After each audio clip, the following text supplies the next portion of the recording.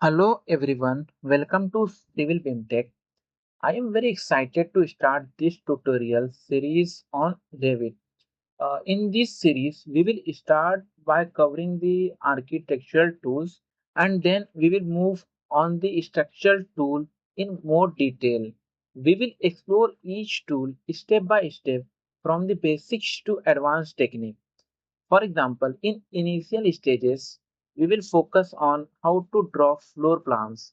Basically, once we are done with the topics like wall, door, window, and roof, then we can draw the floor plans, right? Later, we will move into more complex concept. I will make this process as easy as possible for you. So you don't need to spend money on the expensive coaching classes. Just follow my content and I will guide you through each lesson with a clear, simple approach. We will cover everything in detail. I will walk you through each Revit tool and show you how to use them effectively, especially from the perspective of civil engineer. So guys, don't forget to subscribe and stay tuned for the upcoming tutorials. Thank you guys. Let's see you in the lecture.